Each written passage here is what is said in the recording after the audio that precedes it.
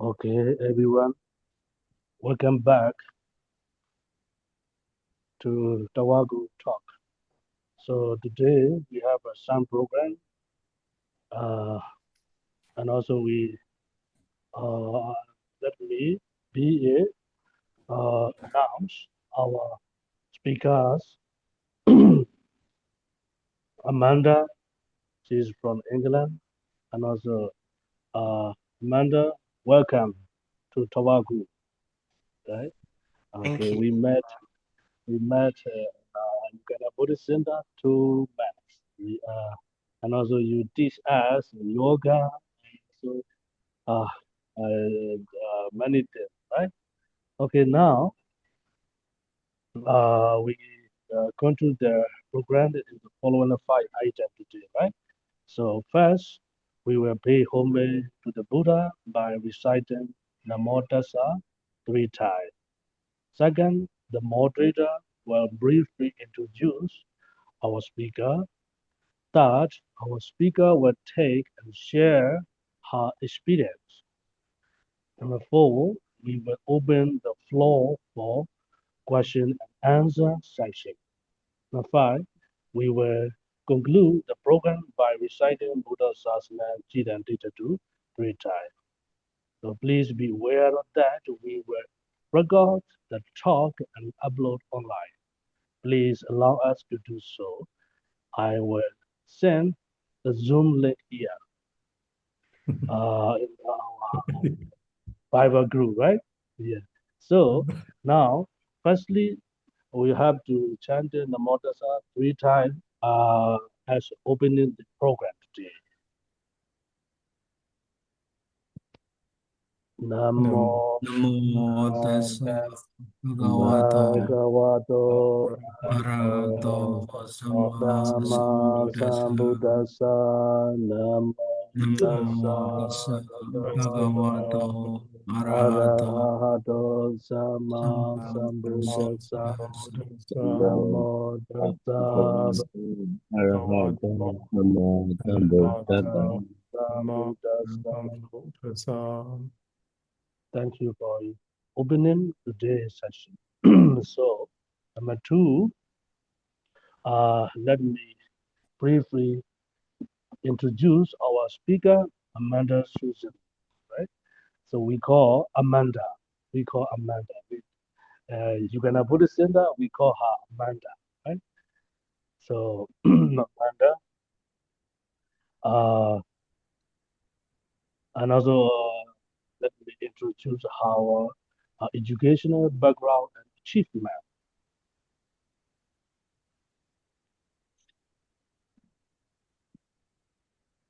So, our speaker, Amanda Suzanne Evans, was born in London, African, Caribbean, and British parents. She got BA Arts on Middlesex University, MA Yoga and Meditation in India and Tibet, PhD candidate, Comparative Philosophy, Walking title of thesis, Freedom to Breathe, comparing Ubuntu. Ubuntu is is we have to translate humanity or sympathy or, or harmonious. We have to translate that mean Ubuntu. Ubuntu and Buddhist philosophical perspectives on well-being and liberation.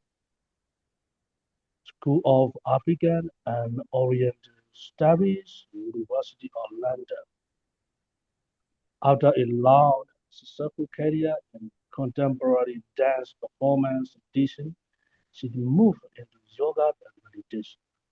She qualified as a yoga and meditation teacher with the British Wheel of Yoga 3 year diploma with her Tibetan Buddhist teacher, former monk, and has been teaching for over 30 years. Our speaker, AmaSu, yoga is a mindful, moving yoga and breathing meditation practice. So this is our briefly speaker. Number three, Now our speaker, Amanda, will talk and share her experience. So our teacher, maybe, yeah, she is also our Uganda Buddhist center. She is teacher. So start from now. Please share your experience and your knowledge to us openly. This is this time is yours.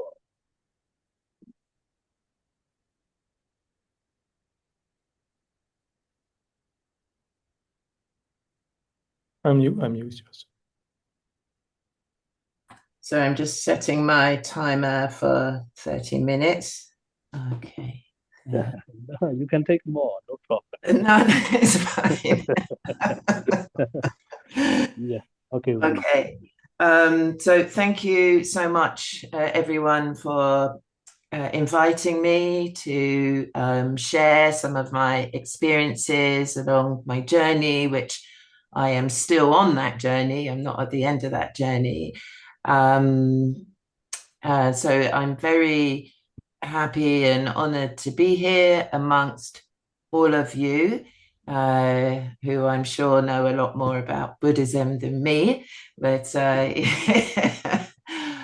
have been trying to understand this thing called Buddhism for most of my life. And the deeper you dive in, the deeper it seems to go. And so I'm here to share with you today my experience and some things that I've learned along the way. And I will open to invite you to ask me any questions. But my talk also ends with some questions to you. And I hope that's okay.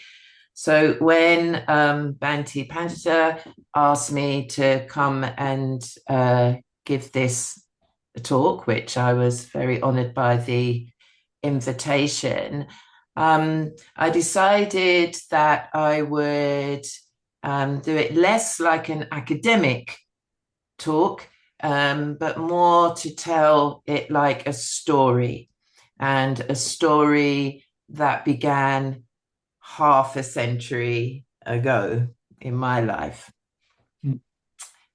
So, as I said earlier, if you were here, I am speaking from England right now. I've just not long returned from almost 2 months research fieldwork in Uganda. And that is the first time that I had ever been to Uganda. The city where I live in England is called Brighton, and my house is maybe 10 minutes walk from the sea. So that's a really nice thing about living in Brighton. The city is a very small city compared to the city I grew up in London. I moved to Brighton 20 years ago. My story starts with kind of, I guess, the reason for and the beginning of my search for peace and liberation or freedom. And that desire towards that began as a child, because I had a very traumatic childhood.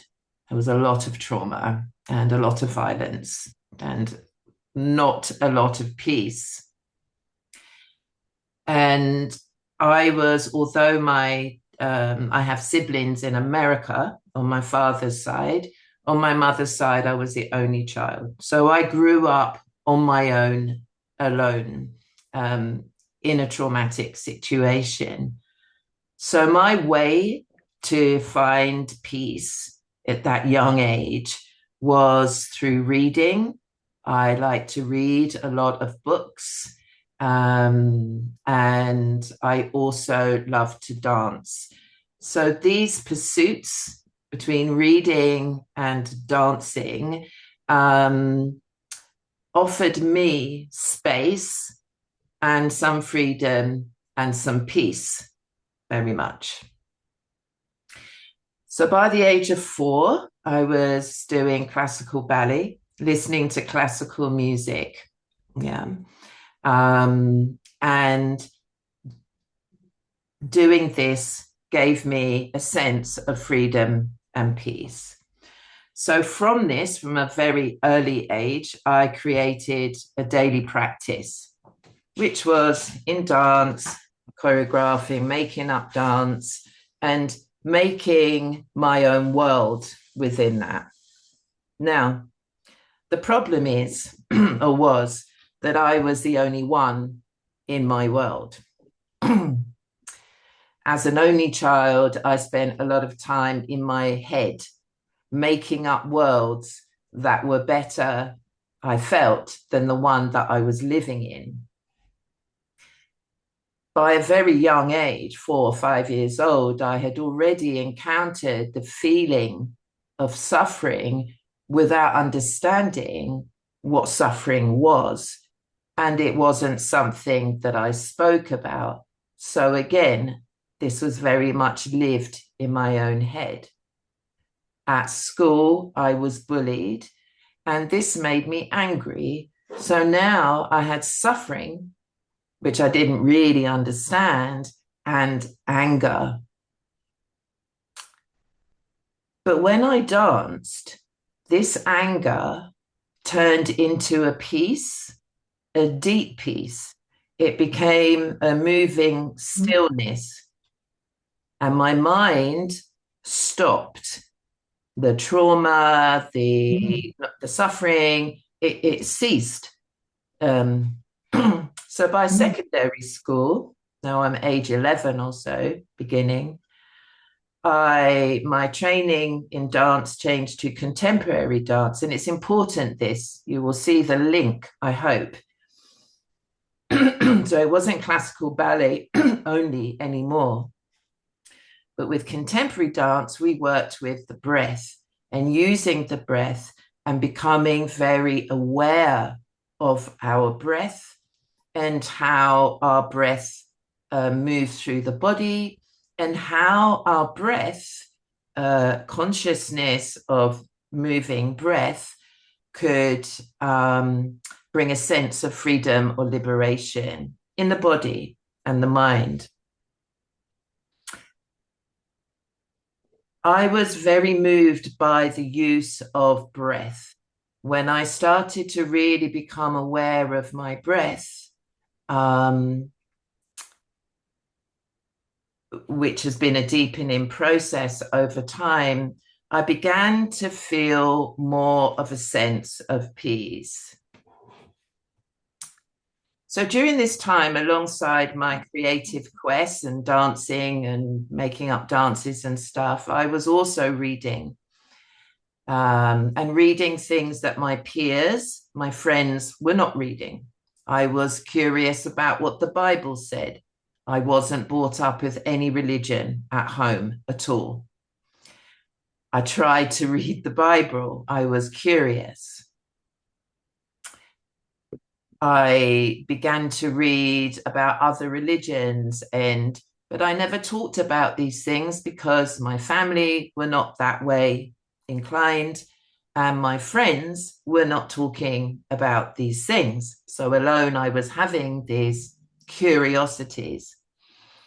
Now, I wasn't allowed to watch much TV when I was growing up, but I do remember seeing His Holiness Dalai Lama on the TV news. He first visited the UK in 1973. And at that age, and that year, I was 9 years old. I was struck by His Holiness Dalai Lama's appearance, his brown skin like mine, and robes like I had never seen before. And he used words that I'd never heard really on television or news or school. He used words like love, peace, compassion, and non-violence. as I've already expressed to the beginnings of my childhood, you can imagine how those words were meant a lot to me. They weren't in my life, and I wanted those aspects of my life to be a felt experience of love, peace, compassion, and non-violence. I was too young at 9 years old to understand the politics of that time, the politics His Holiness was going through and the exile. But I did understand these words, love, peace, compassion. And I understood that there was a lack of these things in my life. The Dalai Lama, His Holiness, was called a spiritual leader in the UK news. And he was always shown in a very positive light, and he was very welcomed into Great Britain from what I could see. A nun said, I think this was in the late 78, maybe, was his first visit. A nun said that she felt she saw God in his eyes, talking about His Holiness the Dalai Lama. This was at the Global Conference on Human Survival that was in Oxford. This conference had heavy media coverage, and it was a meeting of Christians and Buddhists, headed obviously by the spiritual leader, His Holiness. So I was very fascinated by this monk, this man, this spiritual leader from a very young age. And he spoke to dealing with anger and emotions. And these are things that I knew that I had. He also spoke to the joy, what joy is, and the joy in living and contentment. I had experienced some of these things sometimes, but there was quite a deep lack. The place where I was experiencing joy and contentment was in my dancing. The Dalai Lama speaks to non-violence. He talks about non-violence is not the mere absence of violence. And he has a very interesting talks on that, which I've listened to in the past. And he speaks of the different levels and perceptions of what might seem violent, but isn't, as well as the perception of what doesn't seem violent, but is. Looks can deceive, and he talks about the intention. It's all about intention. And through all of my studying and my research and my most recent fieldwork in Uganda Buddhist Center, this word intention seems to come up a lot. It's about intention. It's about intention.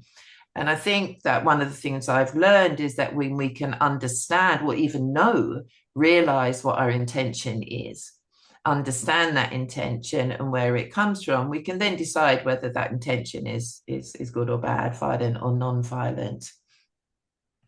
And that compassionate intent is what underlies non-violence, the true nature of non-violence. This is my understanding to date. So as a young adult, I began to read more about Buddhism specifically, read many of the writings of His Holiness the Dalai Lama, and more recently have been reading about his connection and relationship with South Africa and the Archbishop there in South Africa, and their brotherly companionship, which also had a big effect on me as a young person growing up as mixed race in England, where in England, particularly growing up during my era, it's a bit different now, we have much more mix of races and cultures. But going back, over 50 years, that wasn't the case. And there was a lot of racism. There's a lot of non-acceptance of immigrants. And, we were very, very much in a minority. And right now, African origin peoples represent only 3% that live in England, only 3% of the total population. So to see the Dalai Lama in Africa and building such a close relationship with Archbishop Tutu was very enlightening and promising to me, and relative. And that's the key word there, is relative. So over these years, His Holiness, watching him, as he's become to me like a spiritual father. And this is something spirituality was something I was seeking from, and I didn't have this at home. So it was never anything that was pressured on me.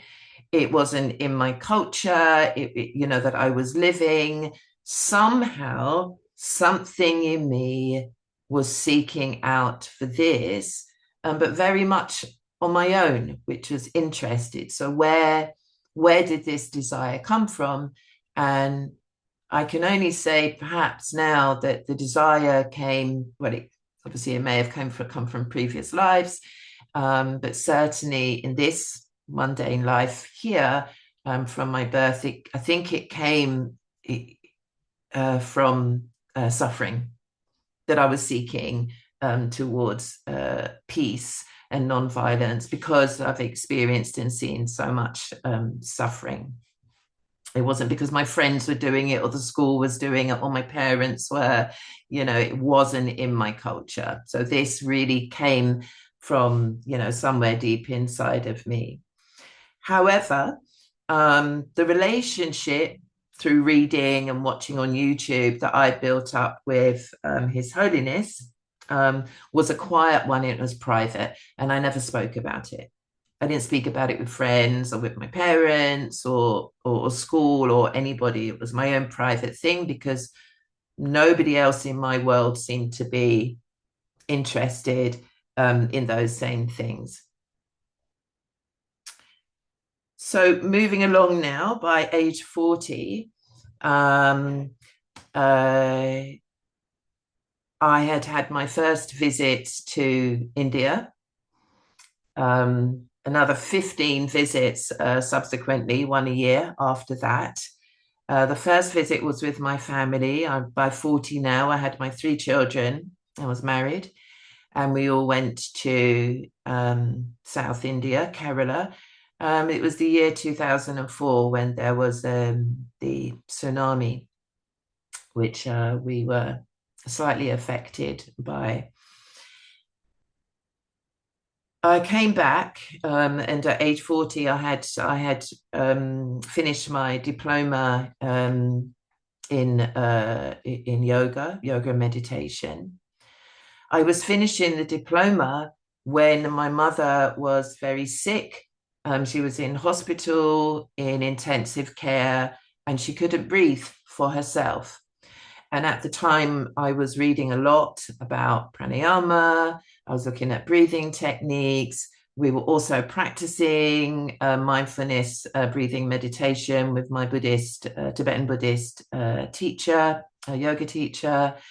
And the freedom to breathe, or not, a lack of freedom to breathe, became something very important to me. And then I realized that this is something that I feel is actually, it becomes before moving.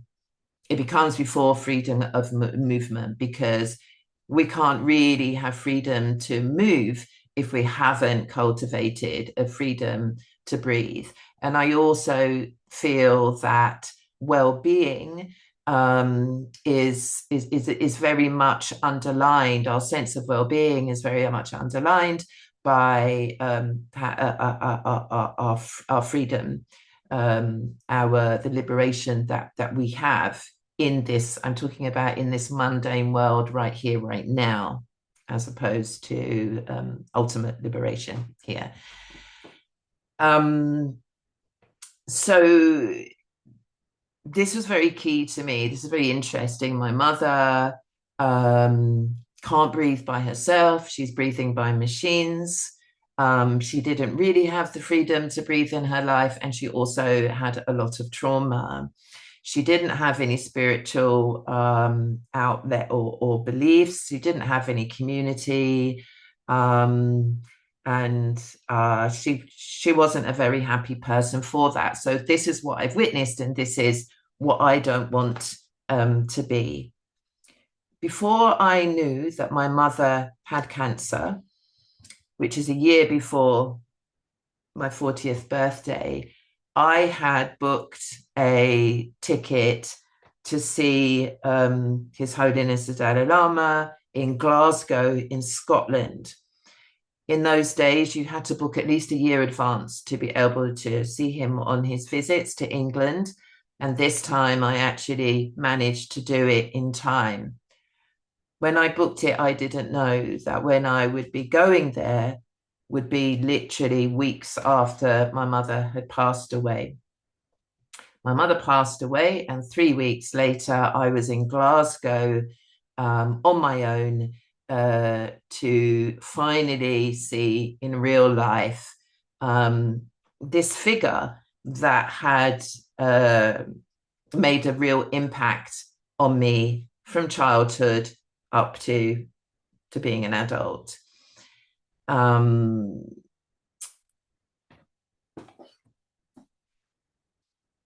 So I had just received my yoga teacher's certificate, a 3-year diploma. I had been working alongside my Buddhist yoga teacher, and I had also now moved to Brighton. This 2004, my mother had died, and also been my first visit to India.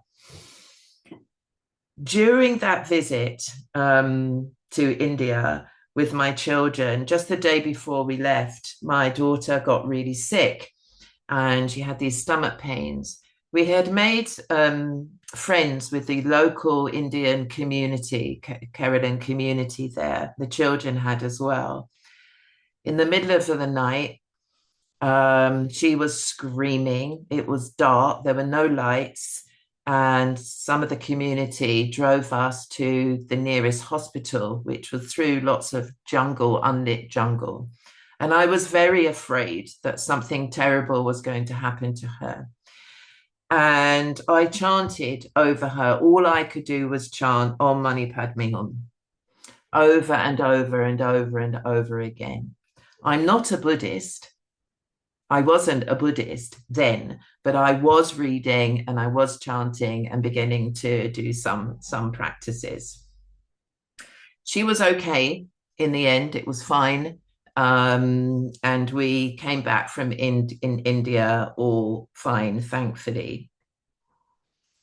From 2015, mindfulness and breathing meditation became very much at the fore of what I was doing. And I was actively now seeking to join a Buddhist community, but wasn't sure which community would be right for me to join.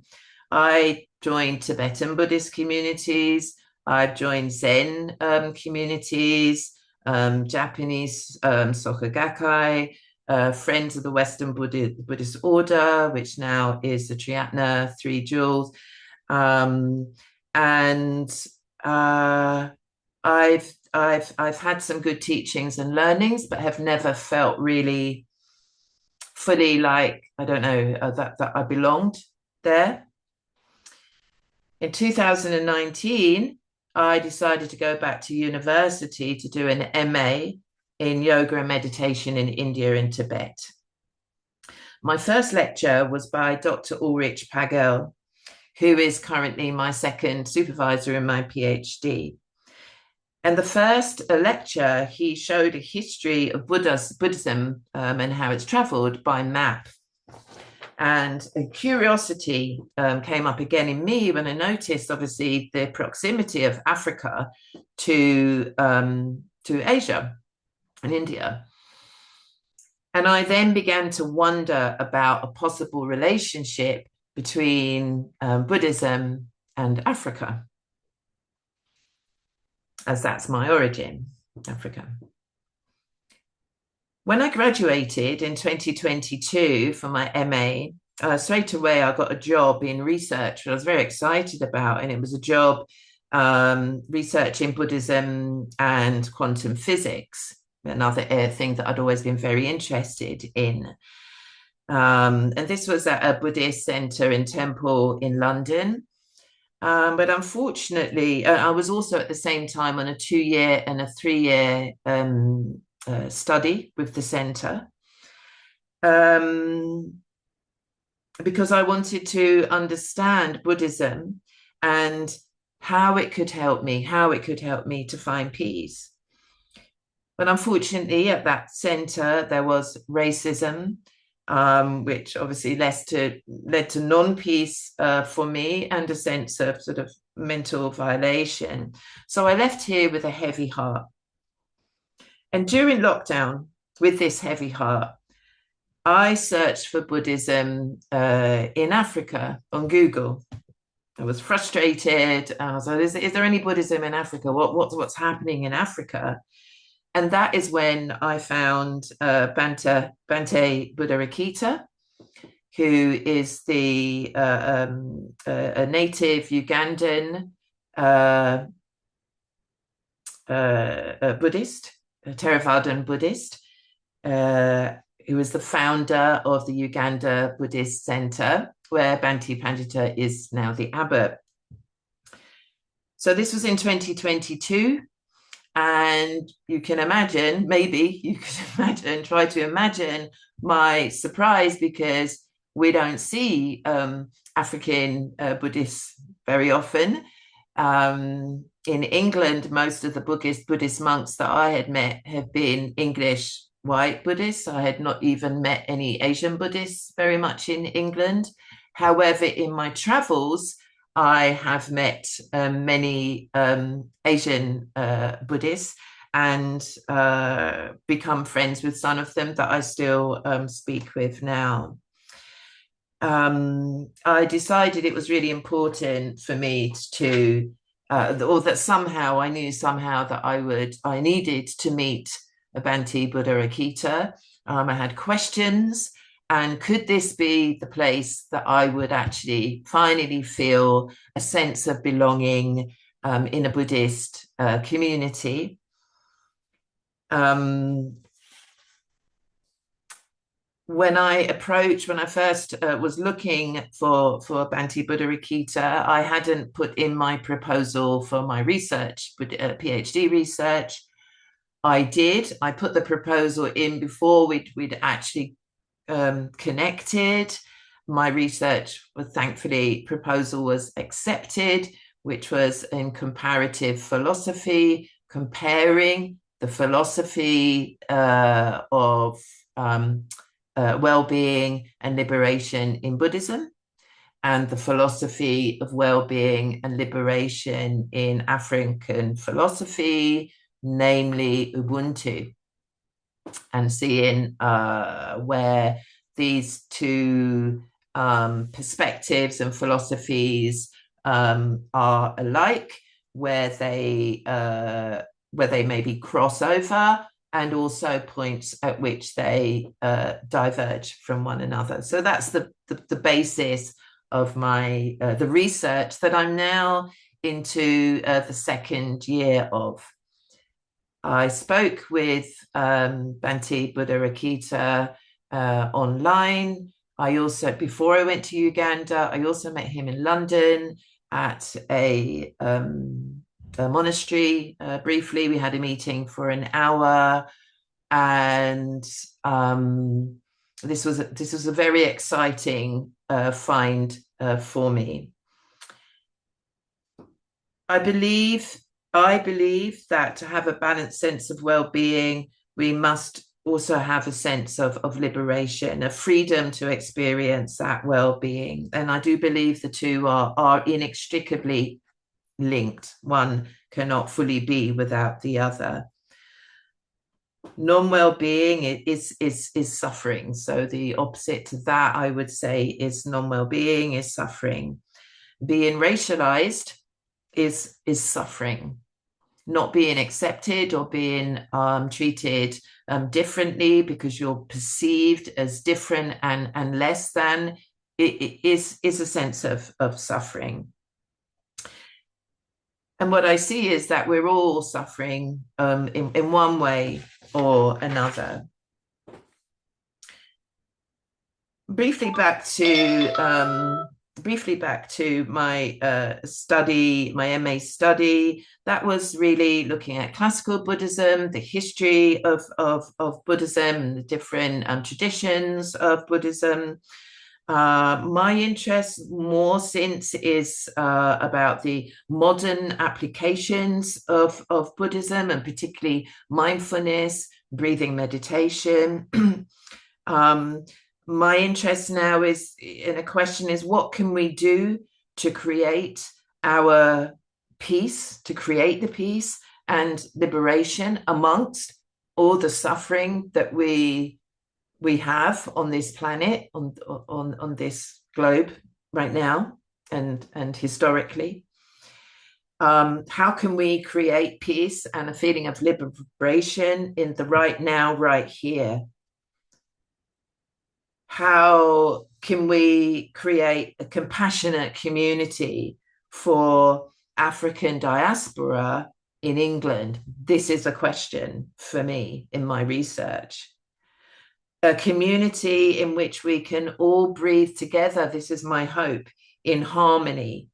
A harmonious breathing chorus with each breath, a closer step to ultimate liberation, peace, and compassion. The fieldwork in Uganda was enlightening, was life affirming, life changing. It answered so many questions that I'd had for decades. It was really quite mind-blowing to be in an environment with a community I'm living with every day, that the community without visitors is, you can be more exact, Bhante Pandita, is more than 100 people, including the staff community, the children, excuse me, and the teachers and volunteers. So from living on my own and growing up as an only child and in search of community, all these years later, I find myself in community, fully immersed, embedded, practicing with the monastics, the novice monks and nuns. I'm kindly allowed to do this by Bhante Pandita, being able to go to the Buddhist temple every single day, often twice a day. It was a place of refuge, a place of peace, and really, most importantly, for me, a place where I really did feel, although I'm not African and brought up as an African, and my life in the diaspora is very different from growing up in Africa, I did feel a real sense of belonging there, and I felt such a sense of community and sharing and genuine care and compassion. I feel quite emotional right now, just reflecting on that. I'm still digesting my whole experience in Uganda. And I feel, which is why I wanted to share a bit of my life story with you. And my research is autoethnographic, so it's very much about me and my experience. I feel that that has been a journey to this moment, to the moment of being in Uganda. I had somehow throughout my life laid the seeds, or seeds have been sown for me. I'm not sure, cause and effect. It is not by accident that I ended up in Uganda and meeting the people that I did. I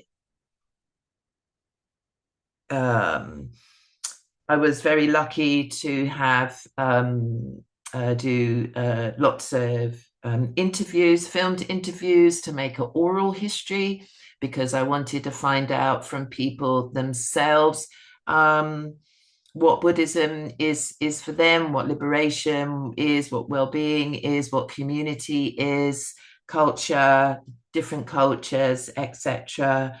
Bhante Buddha Rakita spoke to the joys of being in African community. Ubuntu Bulamu is what he stands by. It's an African philosophy, particularly to Uganda, Ubuntu as opposed to Ubuntu in South Africa. And Bulamu means a shared values that promote well-being and unity. And, you know, in many ways that mirrors precepts, basic fundamental precepts of Buddhism by my understanding. My research is also a journey of personal learning. So it's not just kind of a head set in academia, but is a very much a personal journey of developing for myself more compassion and cultivating within myself, you know, true peace, not sort of momentary peace, but a peace to live with. And my question is, can we apply breathing meditation and mindfulness within a diasporic context? Can that be applied here in England in the same way that Bhante Buddha Rakita applies that in Uganda? How do we apply that would be my question I might throw out as I come to the end of this talk. You know, how do we apply that? What is a diasporic context? A diasporic context is, although I'm born and grew up in Britain, my family, my lineage are not all British. Only half of my lineage is, but the other half of my lineage is African and Caribbean. So how do we bring in Buddhist precepts, compassion, mindfulness, etc., into the diasporic context, which has its own unique suffering on top of the suffering that we go through as human beings? And what are the core values that we can share, and how do we navigate those values when they are opposed or different? So just coming to an end here, just to say that my research is very much part oral history in the making. I think that what's happening in Uganda is very unique. It's a first, to my knowledge, of a temple and center that has been founded in Africa, that has been founded by a native African. So there are other temples, quite a few in Africa. They're most of them in South Africa, but they are dotted through. But to my findings so far, none has ever been founded by a native African Buddhist monk. And I think this is what makes a Uganda Buddhist center very unique. And also, I have not come across where there is a fusion, if you like, or a meeting of Buddhist principles and precepts and philosophy with African. And so my very idea for the research was actually already being done in Uganda. And I wonder what anyone else thinks about that. That center is not known about, by many people. It's known in Buddhist fields, I think, but more generally, people I've spoken to, they've been quite shocked. What? A Buddhism in Africa? They just don't marry. Most people, certainly in England, don't really marry those two entities, if you like, phenomena. The next part of my research field work will be in Brazil, and I'm looking at Buddhism's growth in Brazil and its significance to Afro-Brazilians. And then I will return to the UK, where I would have completed the sort of historic slave trade triangle between Europe, Africa, and Brazil, and coming back to the UK. So I think I went a little bit over my 30-minute time there, but I will stop there, and I look forward to hearing any responses or questions that you might have. Thank you.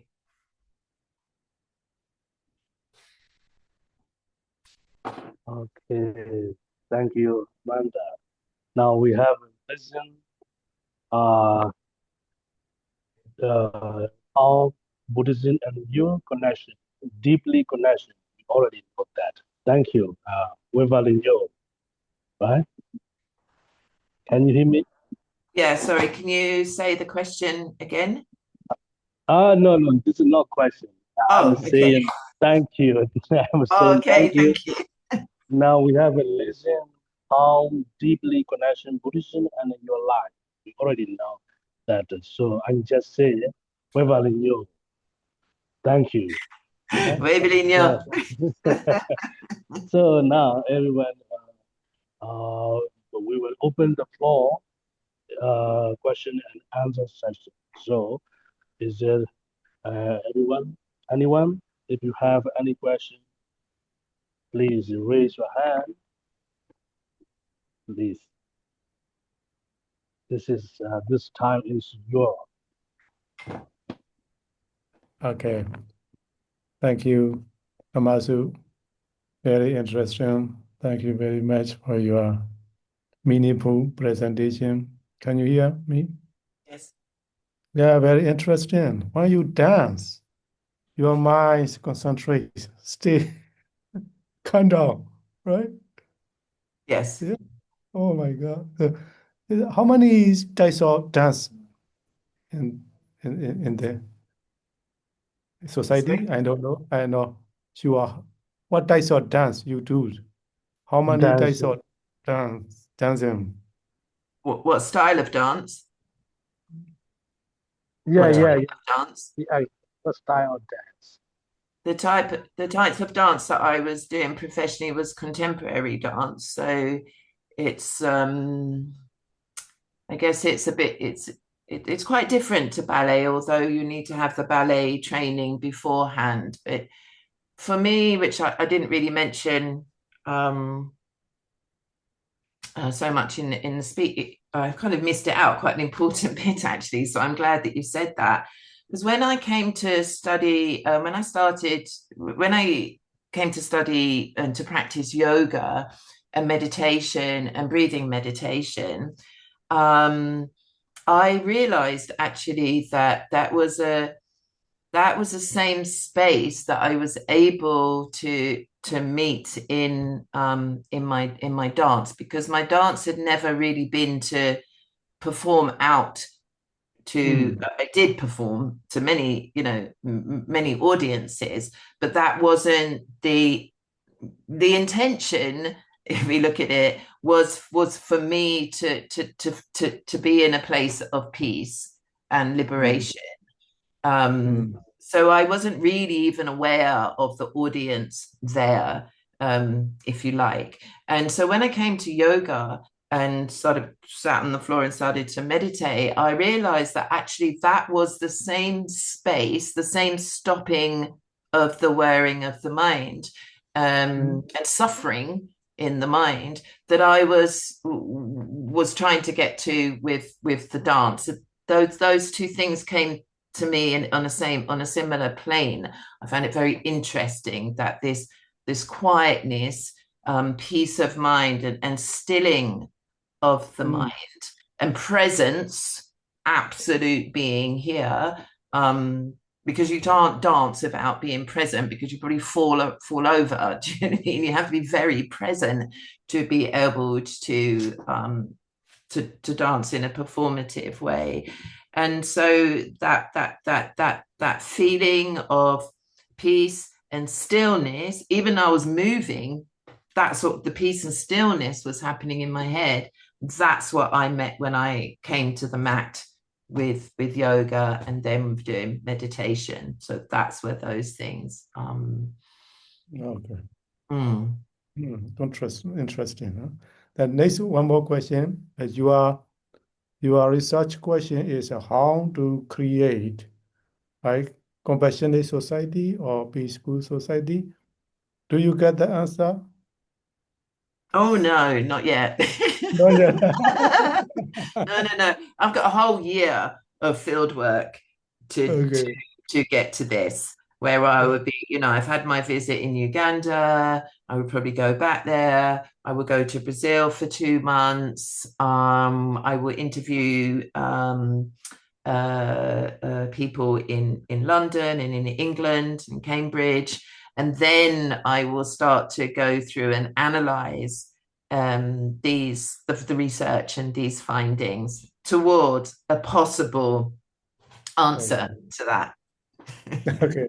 Right now, not yet. Okay. Okay. Thank you. You're welcome. For other participants, you have questions.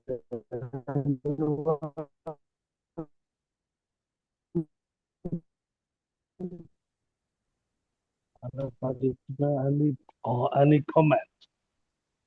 Hi, Amanda. My name is Amo. I live in Cambridge, but not UK Cambridge, in Cambridge in Massachusetts.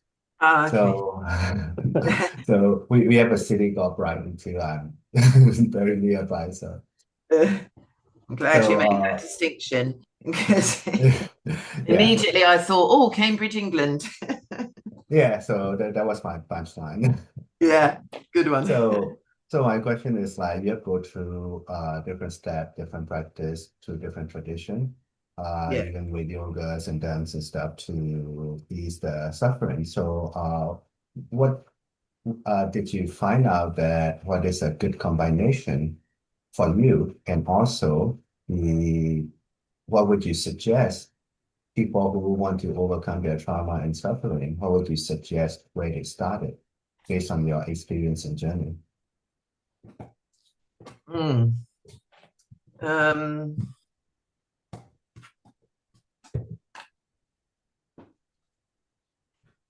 I think for me, in terms of feeling a sense of belonging and community, is being able to identify with other people in the community. I think that's part of what makes community. So as before, I wasn't able to, I was entering communities, but didn't feel identified in the same way as them. So that was quite difficult for me. Whereas obviously when I went to Uganda, it was much easier to feel a connection and a sense of unity and oneness with the community there. So I would say, in terms of suggestion, it is about finding the community that you feel you connect with, whatever community that is. When people ask me about going to mindfulness meditation practice or yoga class, and where should I go, and then I always say to them, it's you need to find a teacher that you resonate with, that you understand and understands you, in a place where you feel you belong, and a place that isn't violent in any way. And I'm talking about emotional and mental violence, that unfortunately, does exist in some spaces that may seem on the outside otherwise. In terms of working with trauma, I think that we need to really practice some mindfulness there, and looking at ourselves and where our trauma is at. Because if we're over traumatized, going into some practices may be triggering, or for example, going into long periods of meditation.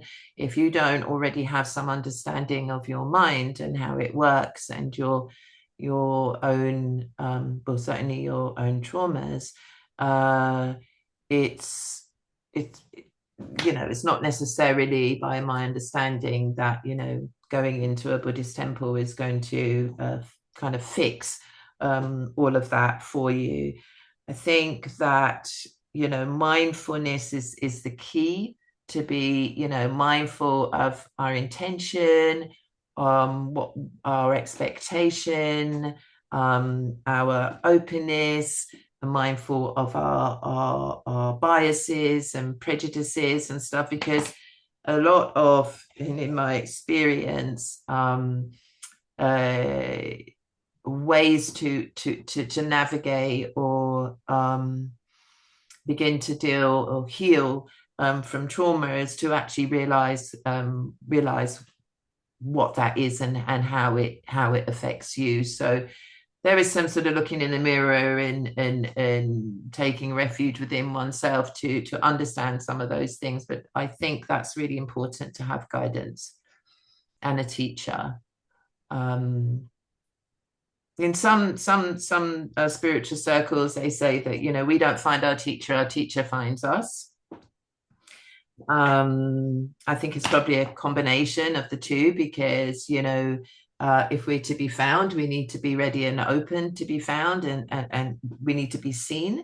So teachers can't find us if we're hiding away inside of our trauma. And I think it's just it's brave. There's a willingness to there's when we look to healing trauma, I think there's a bravery, a courage that we need to find within ourselves. But with that bravery and courage, I think it's really important to find a teacher. To find a teacher that's practiced, committed, and experienced. That would be what I would suggest. Thank you.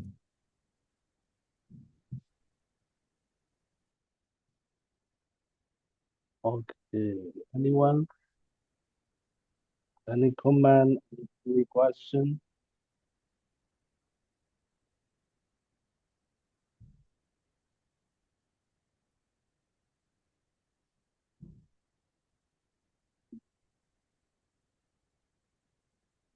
Why so quiet?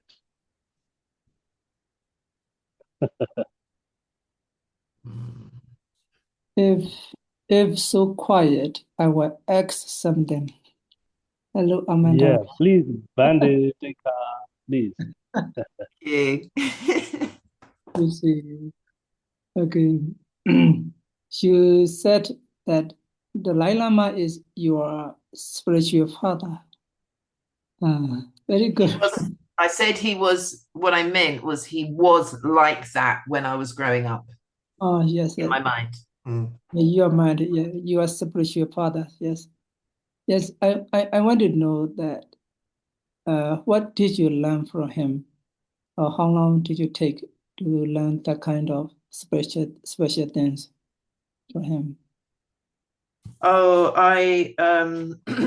it's a lifelong learning. I don't sort of dedicate myself. There was a period of time when I was much younger where I was just really only reading his books. I have been to Dharamshala and studied in Tushita Center there.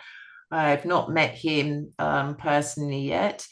I have been reading various books, and that I'm usually drawn to reading about anger and dealing with anger.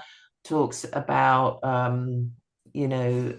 compassion and mindfulness. I'm also very interested in his neuroscience, and talking around quantum physics and that kind of thing as well. I think for my listening, how he's impacted me is I feel like he's just a embodiment of peace and stillness. He embodies the Buddha and what we call now in the West, Buddha nature. That's my inspiration. When I talked in my talk there about going to see him in real life in Glasgow. This was a 5-day conference. At the time when my mum had just died, and I was quite traumatized, but still went along. And when he stepped out onto the stage with all of his practice, all of his wisdom, all of his years, all of his own challenges of being in exile, kind of for me, he didn't really actually even need to say anything, because he just stepped out. And I never forget this. I don't know what I was expecting. I'd seen him speak many times on TV and stuff, but he just stepped out and stood in the middle of the stage and looked around. There were thousands of people in this conference center, thousands. It was really big. And he just smiled. And it's like, just the smile was, it was just very real, genuine, sort of, heartfelt, compassionate smile, compassion embodied. And that kind of just said it all to me. How to, by example, by how he lives his life and how I see other monks live their lives. It's by example, more than specifically the teachings. It's an ongoing. I'm always finding new teachings, new different ways of looking at teachings, because Buddhist teachings are spoken of, as everybody here knows, are spoken of in slightly different ways according to the tradition of the teaching. So I'm always interested in different kind of viewpoints of the teachings. Yes, very good. You said Buddha's nature, that is the main teachings of the Tibetan traditions. So I have a question now, that is, did you find out in yourself the Buddha's nature? I'm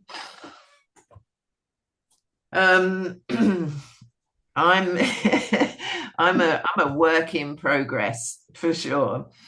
I think Buddha nature, I don't really call it that so much for myself anymore, or I don't use that term anymore. It's more a term that other people might use. Do you believe the Buddha's nature? Sorry? Do you believe the concept of Buddha's nature? What was the first bit of the question? Do you believe the Buddha nature? Do I believe in Buddha nature? I believe that it's something we can, I think it's something we can cultivate, we can learn how to cultivate or find or unveil maybe in ourselves. Buddha nature, are we born with that, and then everything else, it becomes a veil or an obstacle that gets in the way of practicing that, is yes. Really, I believe Buddha nature. When I used to teach, well, I still teach yoga now. Teaching yoga, I will often say that to learn to do yoga is to learn to undo. We have to undo a lot first because of what we experience and what happens to us, and the veils and conceptions and misconceptions and all of that stuff, that we have a lot of undoing and unlearning to do. And this is quite often the case when we come to Buddhism, or particularly mindfulness and meditation. Yes, then I have a second question. You studied two-seater institution, I think so. Two-seater, is it that right? So it's very good for me. I'm trying to connect with the two-seater institution because I also want to learn for the psychology or philosophy, some of them. However, I don't have any proper contact in two-seater. Could you help me to contact the two-seater? I want to learn from there. Yeah, I was only stayed in Dharamshala for a month. This was 2017 or 18, so it was a while ago now. I didn't stay in Tushita. I stayed somewhere else down the road, but I used to go there for daily practice. So I didn't get quite as involved with the community as if you were sort of staying there as part of the Sangha for a period of time. This is something that I've wanted to do, but haven't had the time. I've sort of been going to university pretty much since I came back from there.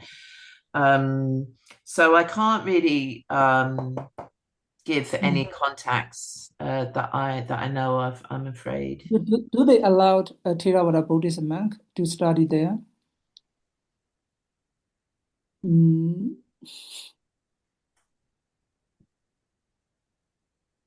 I would be interested to know what their reason would be to not allow that. Yes, they were allowed, no? Yeah. It's a good question. I would have thought, I just would have thought, yes. I don't know if anybody else can throw any light on that. Is it all right for I don't know. What do you think, Banti, Bandita there? What do you think of that question there? Is it okay for a Theravadan monk to study in a temple which isn't Theravadan? Yes, I think we may be allowed. I think there is no university, Theravada, no Theravada law. No, even Christianity. I tried to join here Uganda, Ambarara University and Cuba University. I am trying to join. When I asked here Christianity University, right, they 100% allowed to me. I'm trying to join that university, but I think many challenges. Right? I think university no any exception. I think if some exception that is cannot call university. Yes, Pandit. Oh yes, Pandit, thank you. So they don't want No they don't want to know university. you are they don't want to know you are Theravada, Islam or Mahayana. No, they don't want to know. But you have it as long as you follow their university law, you are okay. You are confirmed, I think. Right? Even we can attend Indonesian Islamic University, but you have to worship. You have to pay respect their God because of uh, their university Christianity. Even when I go to in Cuba, in Barara, here, university, maybe I will, give respect to Jesus. But that is no problem for me. No problem. Yes, So, yes, Amanda. Do you remember what kind of subject do they teach in Tusida institution? well, I just went for their chanting and mindfulness meditation practice. I didn't go for I mean, they have to do Dharma talks there. They have a very different program on for the people that live there as opposed to the ones that just come in, yeah, come in the morning. So yeah, I mean I can't really answer that because I was going in more as an outsider. Okay. Yes, I think yes, definitely look at the website. Also over these years, this is 26, this is good. I mean, I was there in 2018, which was before the lockdown with COVID. So I don't know what changes there have been since then. But look, they're offering online courses now. They weren't offering online courses before, I don't think. So Thank you, Amanda. you're welcome.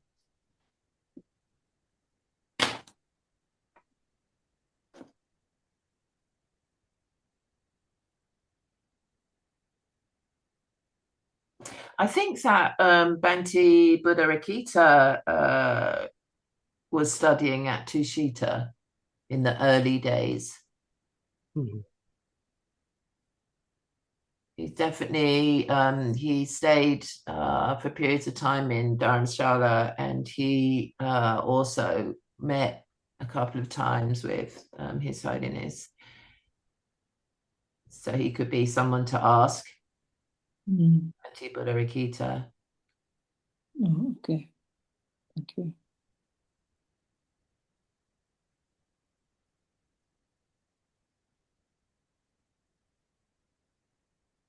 Other question, other comment? You are welcome.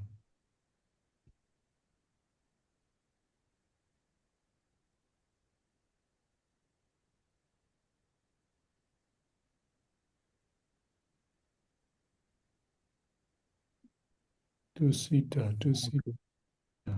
We are about to end So, the AmaSu, program. Any question? you had learned many traditions. How many Buddhist traditions you have studied? How many? I didn't hear. Buddhist tradition. Oh, I have probably the most consistent study I'd done in the past was Tibetan Buddhism. I spent 3 years practicing with Japanese Buddhism with the Soka Gakkai. That was like a 3 or 4 year period. And I've been looking a little at sort of Zen Buddhism because I've read and listened to a lot of the teachings of Thich Nhat Hanh, now deceased. He's been very impactful to me because again, I think it's about being able to relate because he will speak about Buddhism and Buddhist practice in the terms in Western kind of terms to how we can apply that within the world that we are actually living in. So yeah, they would have been my Theravada specifically is just kind of come up in my readings for my MA. And then obviously I've been looking at it more at that since I've met with Bhante Buddharakita and Bhante Panjita.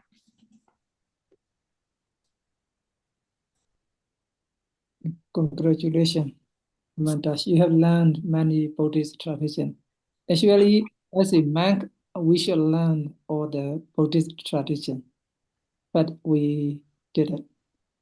Well, I think that there does come a time where we have to kind of focus on one, and knowing a little bit about lots of different traditions isn't necessarily so good. I think we need to kind of choose and get into one tradition to know it fully, especially because the traditions are quite diverse, they're quite varied, aren't they? Buddhist traditions, Yes. particularly modern Buddhist traditions, Yes, yes.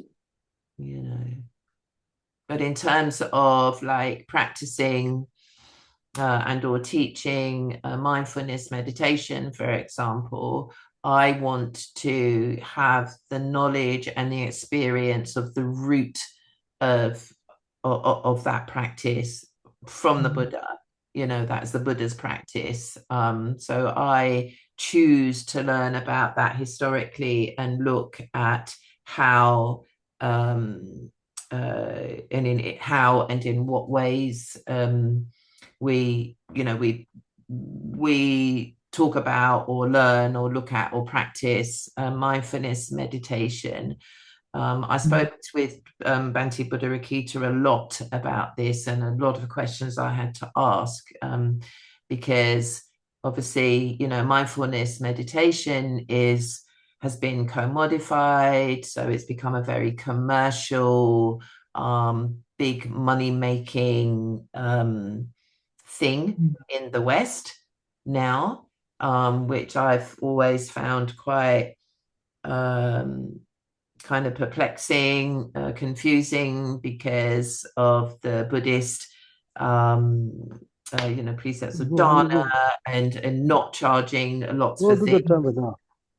You know, that kind of was very opposite way to, you know, when Buddhism comes from it, you know, that we are denouncing, they were giving up material. We're seeing that there's no point in valuing and attaching to material values, etc. Attachment, all of the things that we're learning to undo within ourselves, whereas commercial sort of selling of mindfulness practices in these mindfulness courses and retreats and stuff are, you know, often cost thousands of pounds, and people without that money can't reach that, and it's very much against the original principles of denouncement.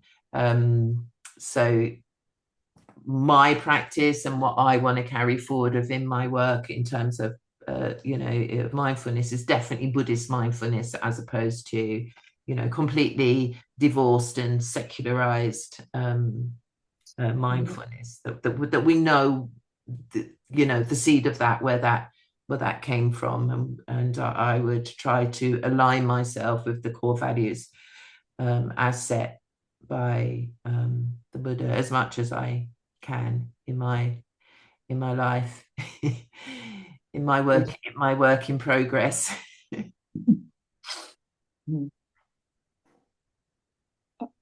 Okay, let me ask more. You have learned a lot, and so my question is that which Buddhist tradition is more prominent in the West? Which Buddhist tradition? Yes. In the West. Obviously, what England, well, I can talk about in England. Yes, okay. Yeah, I can talk about in England. Because it's actually very different in America, and I'm not even really sure of the rest of Europe. So I don't want to speak. I will speak from my experience.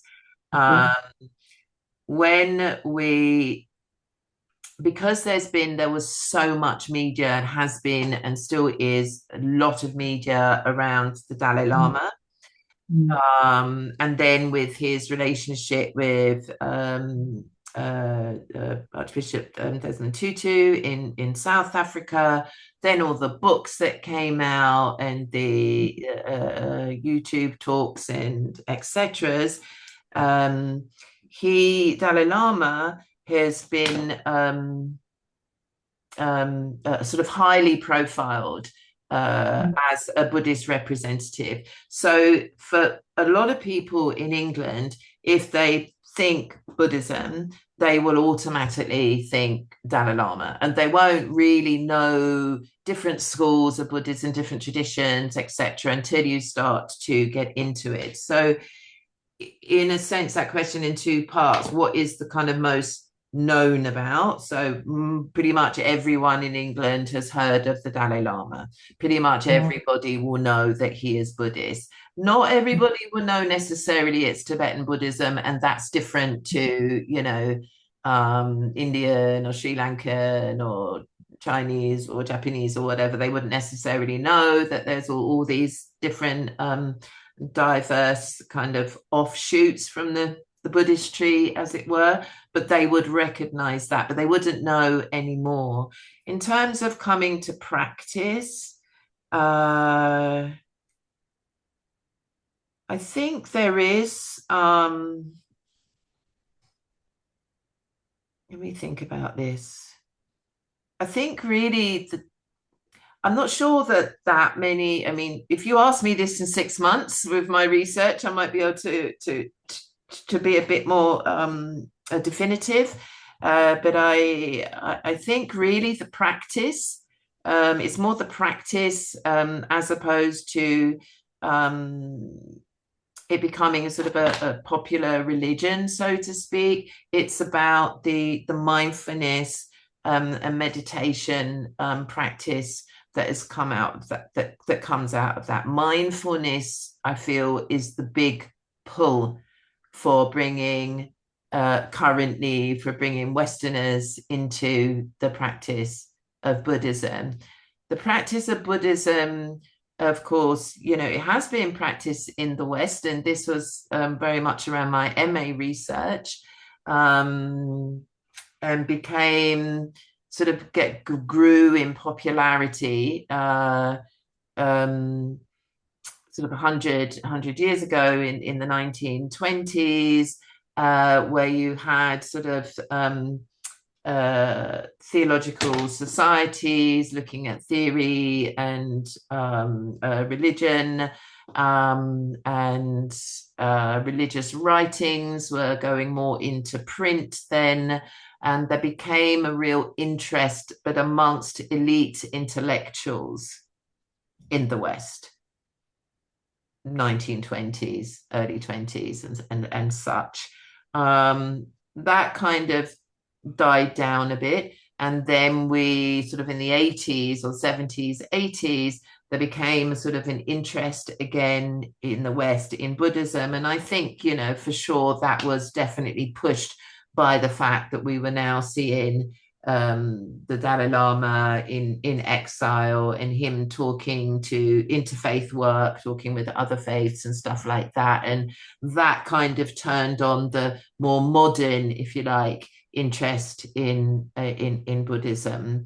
In terms of people are becoming Buddhists, I don't know what those kind of numbers are, but in terms of people practicing, it's really, I think it's the meditation and the mindfulness that's is what's popular. Oh. Mm.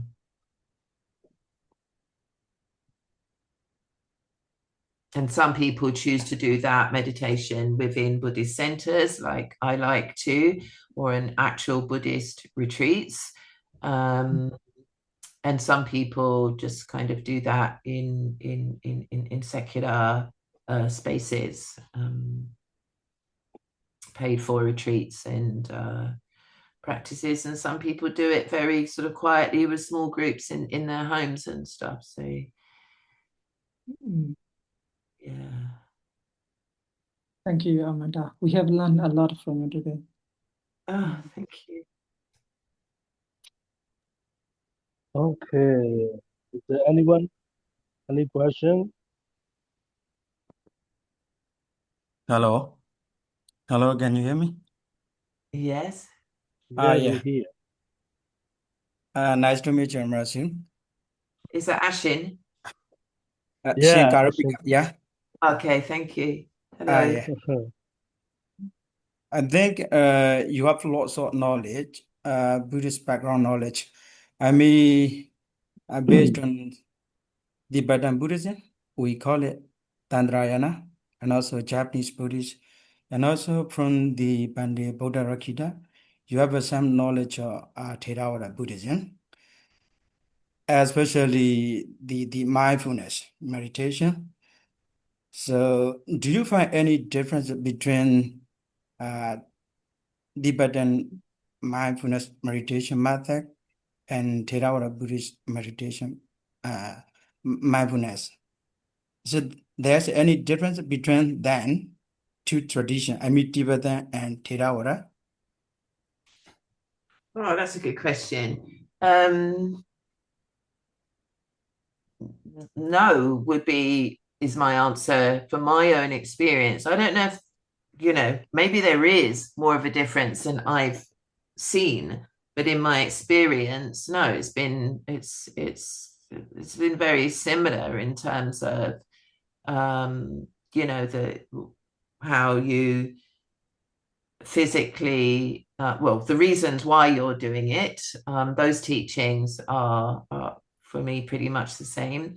Why the Buddha spoke to this and the teachings in Satipatthana, etc. In terms of the actual practice, it's been very similar, very simply breathing, meditating on the breath. We did different, and I don't know whether these practices exist later on in Theravada, but we certainly did practices when I was learning Tibetan Buddhism. We did actual sort of death and dying meditation practices and experience. We did some of those practices. I don't know if that is specific to Tibetan. We haven't done that in Theravadan, but then I'm very new to Theravadan practice. This is obviously we weren't doing that at Uganda Buddhist Center. I was just in the back of the temple, joining in with the novice nuns and monks in the chanting and listening to some of the Dharma talks. Is it different? I don't know. In terms of just breathing meditation, it's the same. But there are some other meditations I've done. May I add a little information? Yes, please. Yeah. Okay. Benedict Karunika, as much as I know, all the tradition, all the body tradition, all based on all meditation method, they all based on Buddhist tradition and Theravada tradition, but they, especially Tibetan Buddhism, they have a lot of technique method based on the original teaching. So is it difficult to say is it the same or different? For example, when we practice loving kindness meditation, so normally we sit down and we practice the meditation. That's all. But they integrated our physical action and body action, and then later they integrated the art therapy and music therapy. So the origin is this one, but they have integrated. So it's difficult to say is it the same or different. It's all up to you. Okay, and okay, and then AmaSu, and then you said in dying and something like, right? Okay, do you mean the practice, right? Yes. In Theravada tradition, we have a Maranatati. Maranatati is called the reflection of the death, reflection of the possibility of the death. So normally, in Buddhist tradition, in Theravada tradition, the elder, they suggested to practice this thing at least a little bit for meditation in our daily life. Okay, we call Satura Rekha. One of them is Maranatati. It means we should practice the reflection of the possibility of the death. Okay. Is that reflection of the possibility of death? Is that the same? The practice I'm talking about was practicing dying, as it were. It was a practice where you lay down in a corpse, you know, Okay. Shavasana position, you lay down and you'd actually go through, you would be led, a guided meditation leading you through the Okay. death process. Okay. Okay. We don't have such practice actually. Yes. As I said before, it's a kind of version 2 or version 3 Yes. methodology. Okay. Yeah. Okay. Yeah, that's why it's quite hard to answer. But I think ultimately the core, you know, the core of Buddhism is surely is the same for every tradition, and then but each tradition is, you know, is diversifies because of where it is geographically, the culture that it's, you know, it's amongst, and you know the style of the school of the Buddhism, the tradition, maybe, you know, slightly differentiate itself, but at the core surely there is this, you know, the Buddha's teachings, and then there's the perhaps different views, perspectives, or practices around that. But ultimately, like you're saying, that I can't remember the word that you just used, Ben Surinder, version 1, version 2, you know, you were Yes. talking about. Yes. I actually. Okay. Go ahead. Okay. Sorry. No, sorry. I was just saying, and obviously these things changed over time in history as well, don't they? These practices and applications. Yes. Even though they come from all the Theravada tradition, their value change a lot. And then, for example, in Mahayana tradition, so we have two main tradition. Okay, Yes. if we can see, there are lots of them. For example, Zen Buddhism, they focus on the present moment a lot, and then Mahayana, for example, Chinese Buddhism, and then they focus on lots of Mahakaruna, great compassion. So they do Yes. lots of philanthropic work. And but Tibetan Buddhism actually was Vajrayana Buddhism, and they focus on practice of meditation. So even though the origin is the same, and then their value change a lot. So for Theravada Buddhism, we try to preserve the Dhamma and by memorization or something. That's it. Yes. We have, we, even though the original teaching is the same, our value change. Mm, mm, mm. Yeah, thank you, Bande Surinder and AmaSu. Yeah, of course. Don't get me wrong, AmaSu. Actually, our Burmese Buddhist men, they are not familiar with the Tibetan Buddhism. Traditionally, we learn our monastic via the learning system, just only our Theravada tradition. For that reason, we are not familiar with their practicing meditation. The mindfulness, is there any difference between our traditional Theravada method and Tibetan method? So don't get me wrong, I'm just curious. Yeah. Thank you, Bande Surinder. Yeah. Actually, Bande Karunika, actually, if you say mindfulness or meditation, is a very different one these days because you know, some people don't want to do religious things, so they develop intervention, mindfulness intervention, lots of mindfulness intervention. So there are many different versions of mindfulness actually. So Of it's course, quite I got it's it from quite that Bande Nanasara. Yeah. yes, that's it. Yes, that's Yeah. Thank you, Bande. Anyway.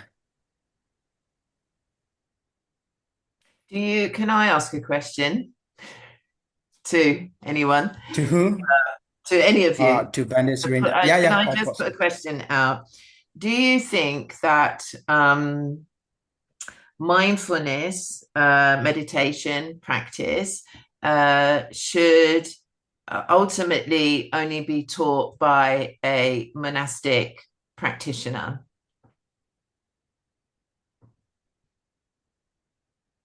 As opposed to, you know, someone who's not kind of walked and is walking that path?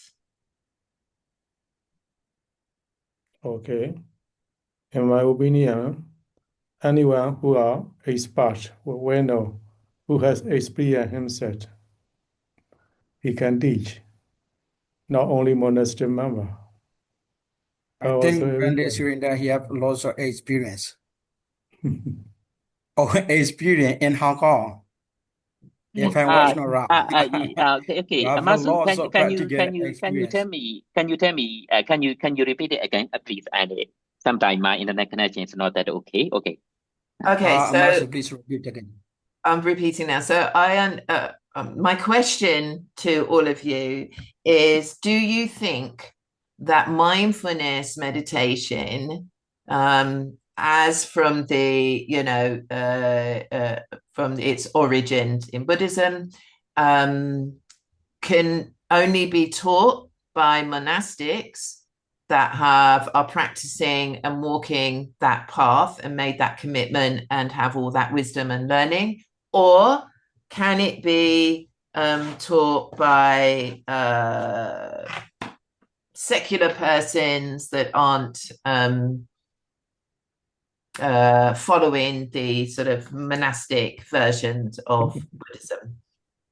Oh, yes, actually, everyone, if they have practice, if they have experience, and then if they know how to teach, then it is okay. It is okay. And in our Theravada tradition, so the lay people, just like you, and then you can become up to, you can reach up to the dark grade or the noble people. I mean, I don't know how to say it. Okay.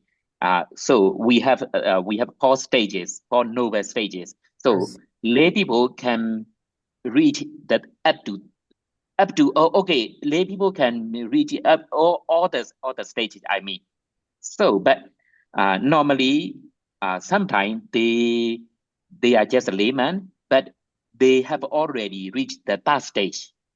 Okay. So there are many people. There might be many people who reach those stage and then they can teach it. Okay. So what I mean is, okay, it is okay. You can teach it. But if you are following the Theravada tradition, you must know Theravada way of teaching, teaching method. That's it. Okay. And who teaches that then? So to a lay person, where do they go for the teaching of how to teach Theravada and mindfulness in a certain way? Okay, Uh, let me introduce. Mr. Almo also teaching mindfulness in his own way. We are open to all. So let me chime in a little bit. Thank you, Bande. So it's like you can teach. It's like the same way that you will be teaching in the university. So you have to have some kind of background. But since the Vipassana meditation is a practical practice, at least you have to experience up to the level that you are teaching. You cannot teach from the book just by reading it because you need a practical experience present. And also to give you the analogy, it's like, I'm a technology person, right? You can hire a recent graduate and you can hire a seasoned senior technologist. But if nothing happened, then everything will go smooth. But if something happened, then the junior recent graduate cannot be able to cope with it. So the same way with meditation, I have seen a lot of meditation teacher in Western, and they have practice some season, and then they can take care of it when something goes wrong during the meditation. But if somebody haven't experienced that much, then they have no idea what is going on with those persons. So I have seen all types of people, but most of the people that I follow or I keep in touch are the people who has experience up to the level of their teaching. Mm-hmm. So Yeah. mm, No, I would agree. That would be my thinking as well. Certainly in terms of, like, I've been teaching yoga for over 30 years now. My training was 3 years, and I've not continued to train and read and practice ever since. And I'd already been teaching 15 years, just in terms of knowing how to teach, before I teaching yoga, but that was in dance and movement. There are courses. This is why I kind of became a bit disillusioned with the yoga world, because there are courses that are 2 weeks long, 2 weeks long, to go and get a yoga teacher certificate when you've had no teaching experience. You barely had any actual yoga experience, just on yourself, but yet in 2 weeks you can get a certificate that takes you out to teach yoga to people. Like you say, as long as nothing goes wrong, maybe you can get away with that. But what happens when someone, has, or trauma triggered, or a breakdown, or a physical injury, or they just disrupting, there's all of these things that, if you're just a novice yourself, barely had your own practice, much less, teaching experience and the knowledge gained, it can be, a very potentially dangerous situation. So in the same way, this is why I asked the question, because that's why it was really important for me to do a 3-year course as opposed to 2 or 3 weeks for yoga, as an example. And I wouldn't kind of put myself out there as a mindfulness meditation teacher per se, but those practices come into within some of my teaching. But you can, in the same way with yoga, go and do a mindfulness course in a week and call yourself a mindfulness teacher and go out there and start teaching mindfulness. And I think this is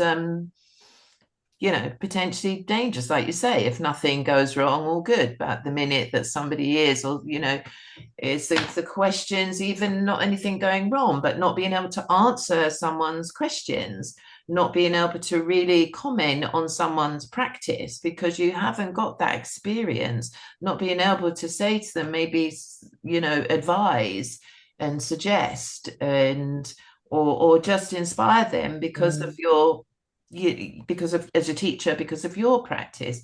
My teachers, the people that have impacted me, have done so because of their experience, because they are walking the path. They are embodied in by what they teach.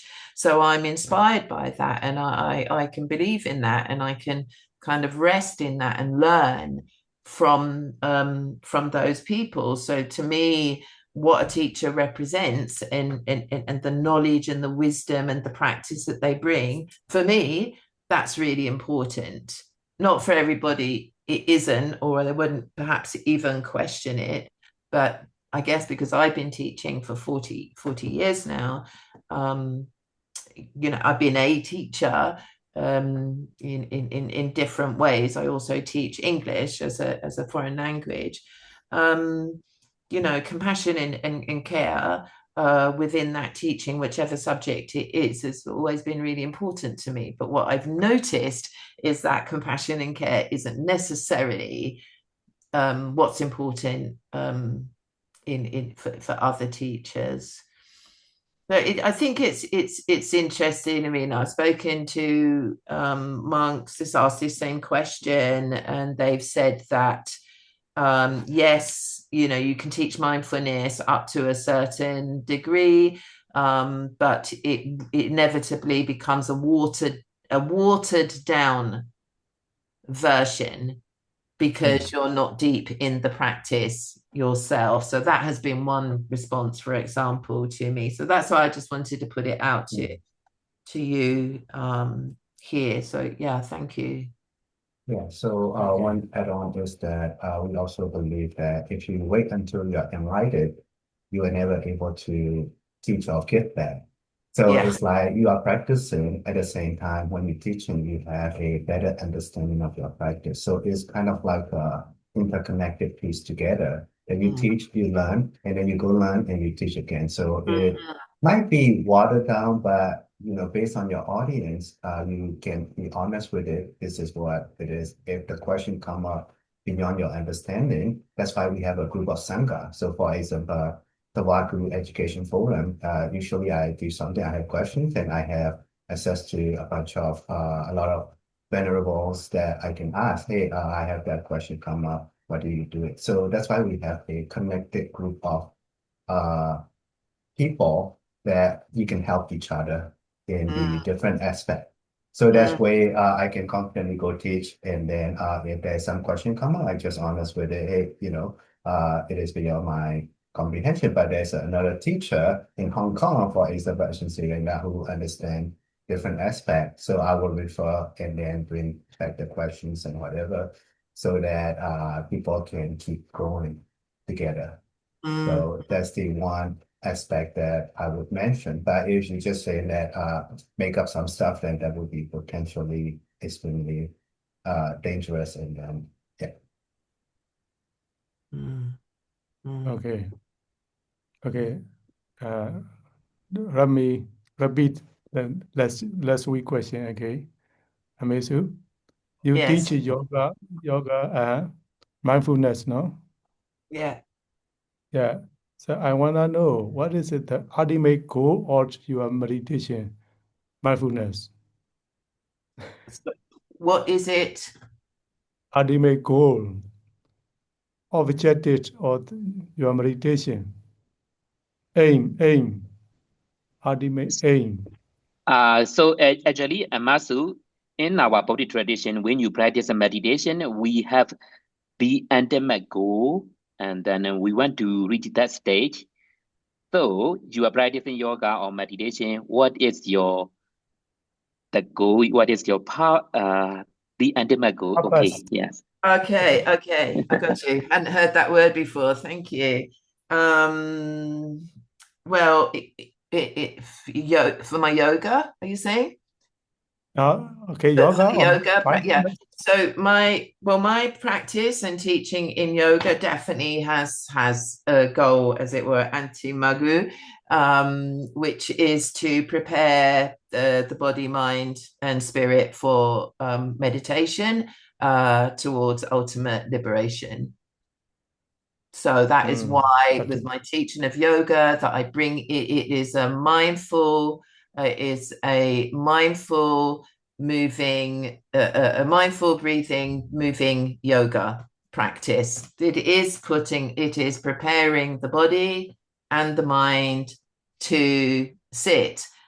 This is how yoga was introduced to me, this classical yoga, Patanjali yoga, and that, it has a purpose other than just to, keep you fit, increase your focus, and those kind of quite simple, basic, mostly irrelevant attributes that we may get from practicing mindfulness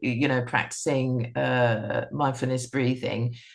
My yoga practice is all towards being able to sit still, be still in my mind, and be balanced in my emotions, to gain clarity and to be able to be present. And so that's my practice, and that's where I'm teaching from to help to get people to that point, which was great. My experience of teaching yoga to the novice monastics at Uganda Buddhist Center, that I was able to make that very clear to them, that don't see this yoga as sort of an add-on, extracurricular practice, that it's very much what I'm doing and teaching you in here is to help you as monastics towards your goal, that you are preparing body, mind, and spirit towards the meditation, your commitment, and preparing the mind for the truths of this world, and learning about non-attachment and all those kinds of things. So certainly, yes, there is a, what's the word, anti-magu to my teaching and practice.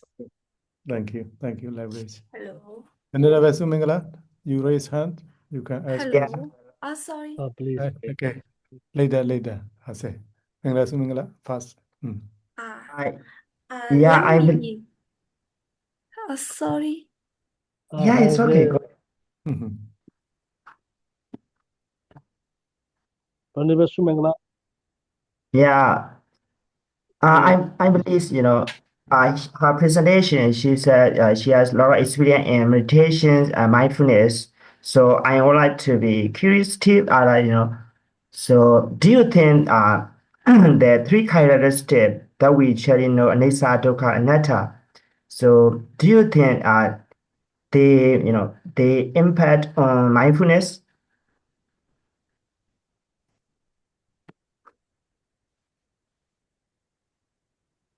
The three characteristics, impermanent, suffering, and non-self. So do you think the three characteristics influence the mindfulness according to your experience? Masu, do you get the point? Were you asking if anatta, impermanence, is experienced in mindfulness, or what that relationship is with mindfulness? Is that what you're asking? Yeah. Anicca, dukkha, anatta. Yes, impermanence. I think as a teacher, I try to relate aspects of, meanings of impermanence. I try to relate it if we're doing, I talk about it with the cycles of the breath, that, there is an impermanence because there's many cycles as opposed to just one cycle of the breathing, that impermanence can be, replicated or seen in the cycle of the breath. I think that impermanence can certainly, or anatta, can be spoken about in guided meditation.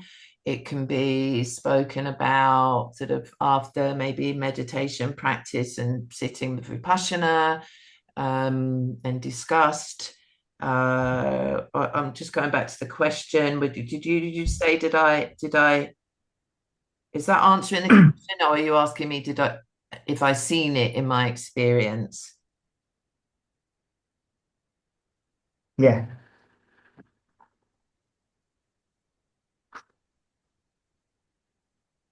I think that it's probably been most seen. I mean, they're not the same. They're related, but not the same. But perhaps sort of non-attachment and what attachment is.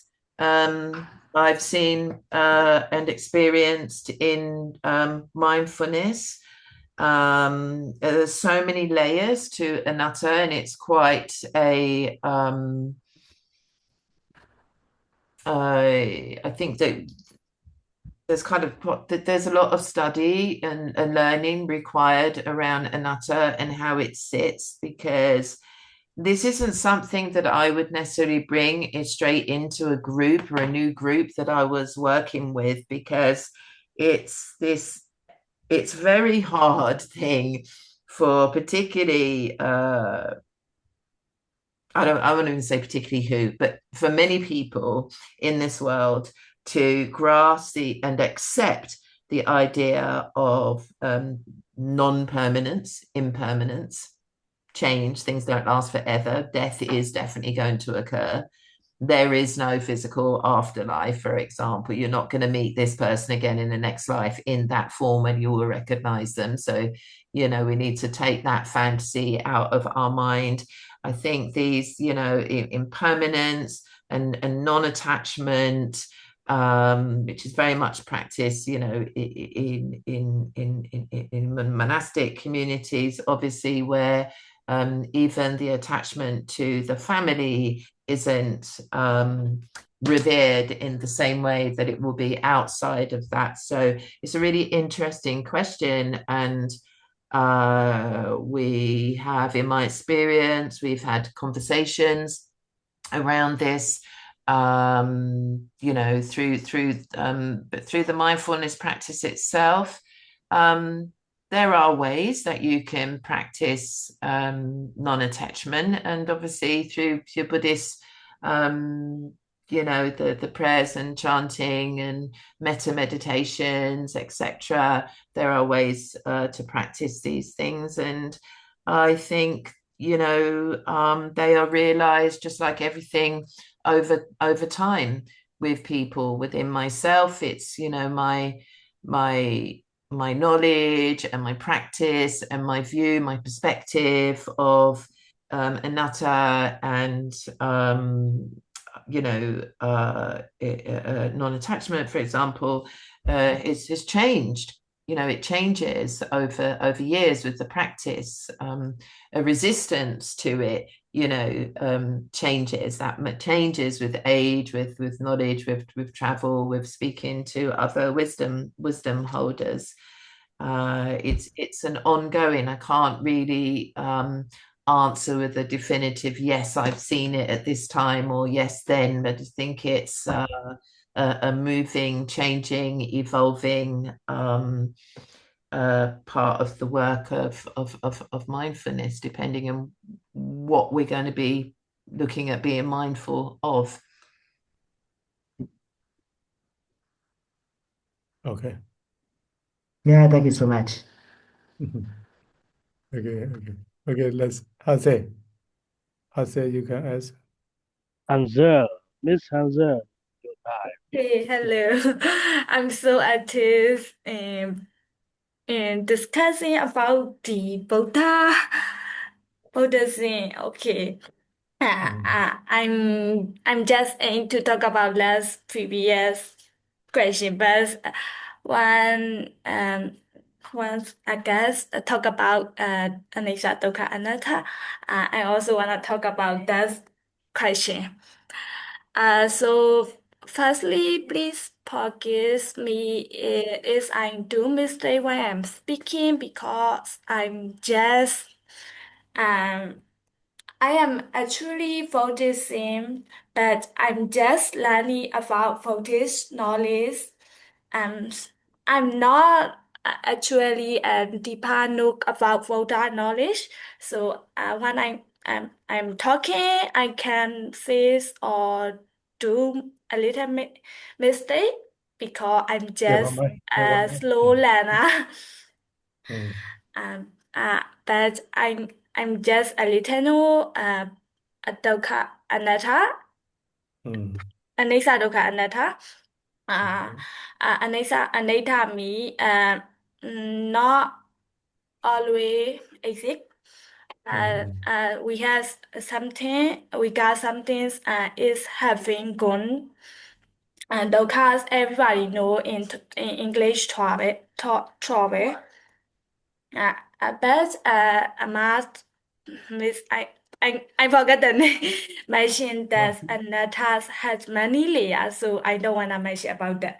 But an Anasta's Anasta in Buddha's means we cannot own everything, even though our body, our mind may be gone in later. I just sharing that I know. So thank you so much for listening.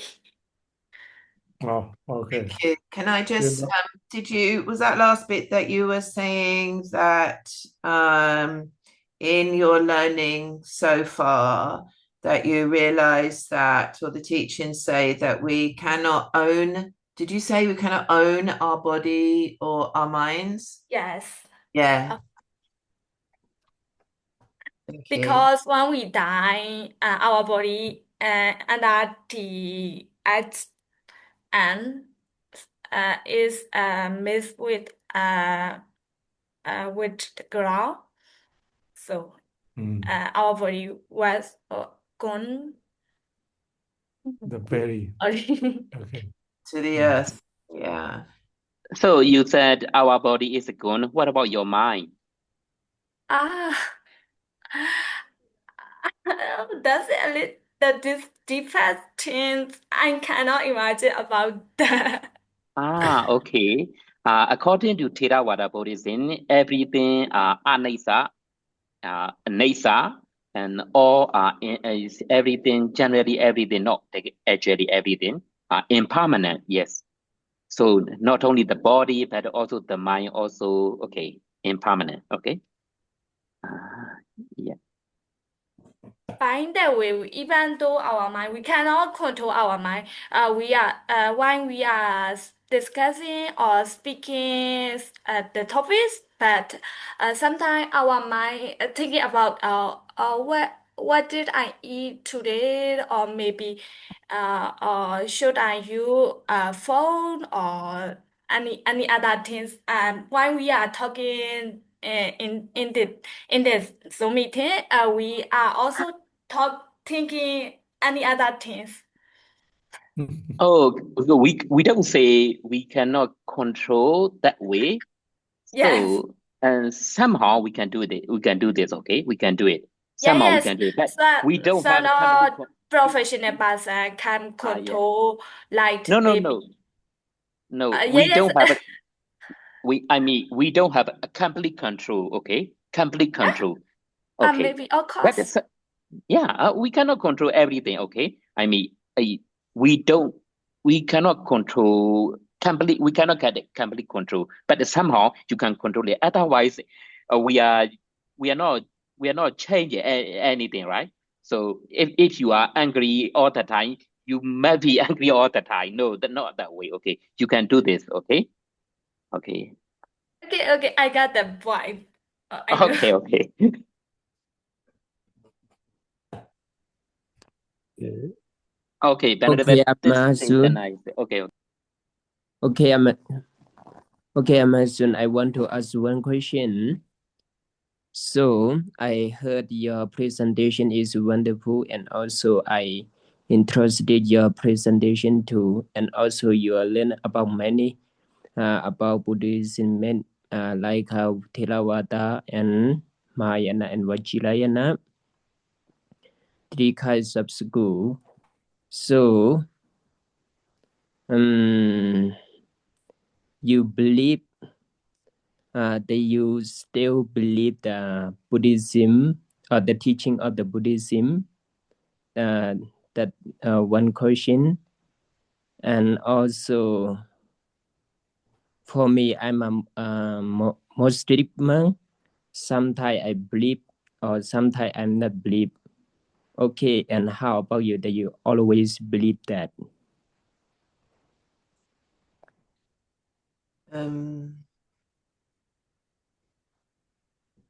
So thank you, Ashin. So you're asking, just so I make sure I understood, you're asking me if I still believe in Buddhist teachings. Is that what you asked me? Yeah, the teaching of the Buddha. Do you?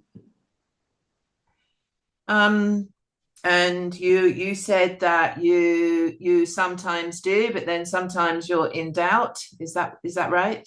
Yeah, sure. For Yeah. me, sometimes when I go to the meditation center, when I practice the Mahasatipatthana Sutta, I really believe the teaching of the Buddha, and also when I'm not practicing the meditation, sometimes my mind is did not believe the teaching of the Buddha. So like low and up and down, similar like this. And how about you? Do you similar like this? I think that practice is really important to understanding the teachings. There's something that I've realized. There are certain elements of the teachings, especially when we get into sort of, non-self and ultimate reality, and that I feel that we need to have a certain level, a certain commitment, amount of practice, which enables the brain to understand some of these teachings. I think without practice, some of the teachings, especially the kind of the deeper, more advanced teachings, are very difficult for the untrained mind, so the mind that's not trained in an ability to be focused, in the ability to be present and staying in the right here and right now, not distracted.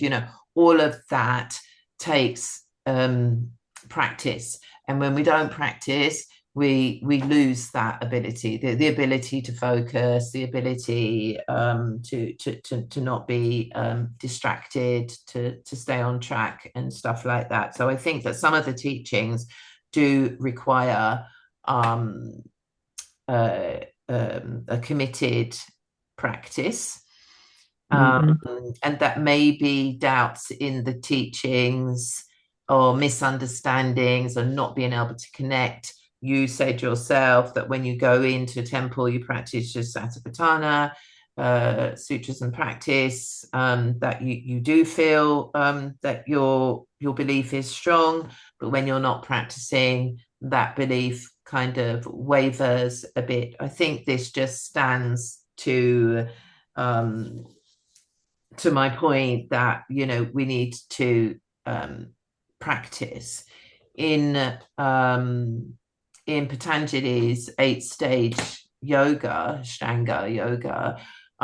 He was very clear about which practices should be done before another, with dhyana, with meditation being the top one, the ultimate practice, and then our moral practice to ourselves and to each other were the first precepts, and that so we couldn't reach this step 8 before going fully through all the stages. And so that's one kind of viewpoint, if you like, because those stages are preparing you for absorption. For absorption of your realization, your enlightenment, your understanding, that we need to be prepared for that. So I think practice is really key.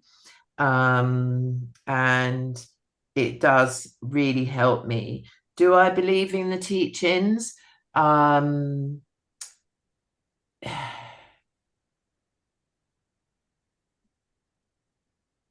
think I believe in the teachings that are relevant to the life that I'm choosing to lead. All of the teachings aren't for everybody. So, there are monastic teachings and monastics, Vinaya rules and all of that stuff, but those are for the monastics. And I don't live a life as a monastic. And at the moment, I don't intend to live the life as, a monastic. So I believe certainly in what I commit to. I believe in the practice. I'm committed to learning more. Maybe in another 5 or 10 years, maybe I'll answer this question differently. Maybe I'll even answer it differently after this research. I have questions. Believe in. I don't have a full belief. I have questions. And those questions will determine, what makes sense to me, what it is that I believe in. So I can't sit here and say that I believe in all of the Buddhist teachings, because I don't think that they were all meant for everybody. But as a layperson, I have belief, and I still have questions, and I'm still answering the questions, and it's an ongoing evolvement of between wisdom and commitment, I guess. Okay, I see. I got it. That is, you mean we need to practice is well, make us understand the teaching of the Buddha. And also key number 2 is you don't believe all, mean like this. I'm just saying that not all of it is for me to believe, because I'm not taking the route or the journey of a monastic. Okay, again, I want to know the viewpoint of you, like Theravada is believed in the liberation, like a Nibbana, and also Mahayana is their goal is like a Bodhisattva, and also Tibetan is they want to be a Buddha in this life, and three kinds of that. The goal of three kinds of that.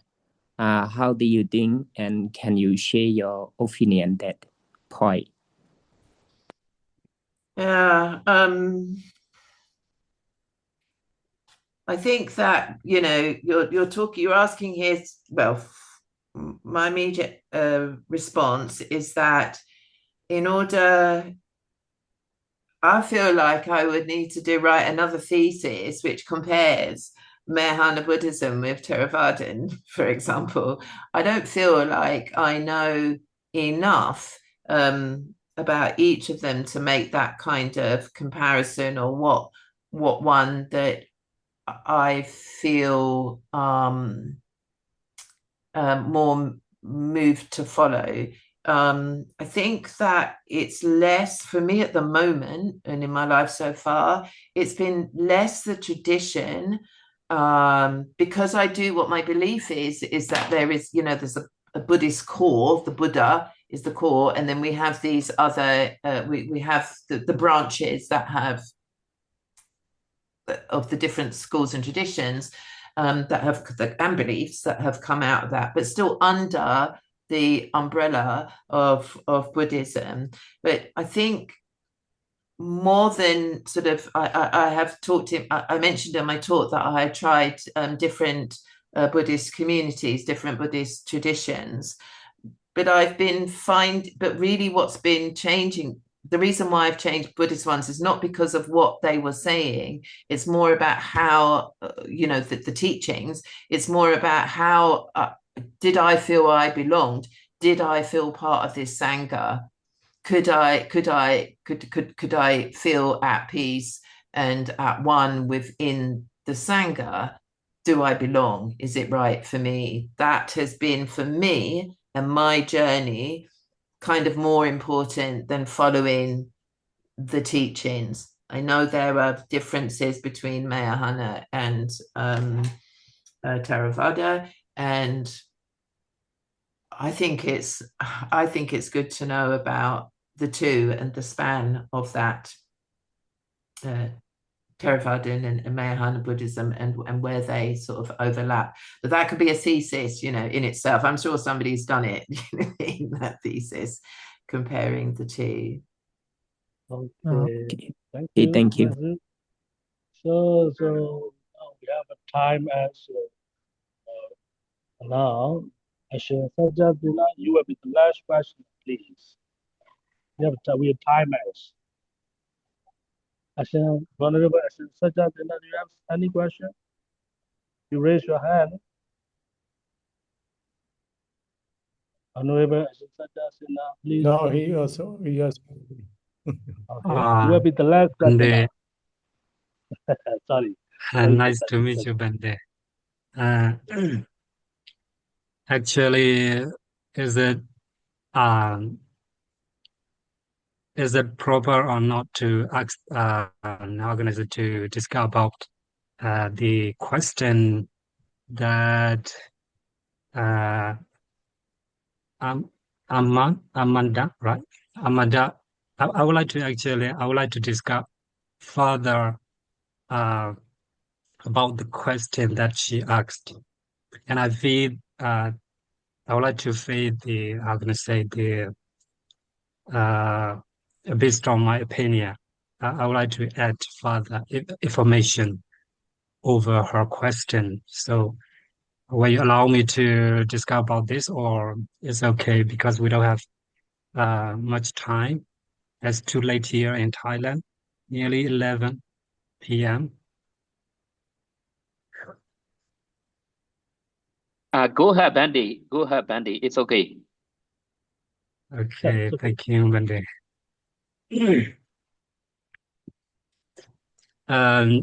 Bring back to your question. Actually, I would like to discuss more about some information based on my opinion.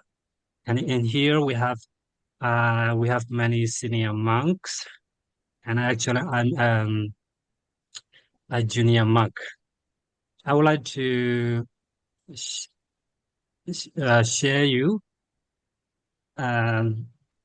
based on your question. It is, how can I say, in Myanmar, actually, we the traditional method or the learning, the period is very strong, but so in order to understand the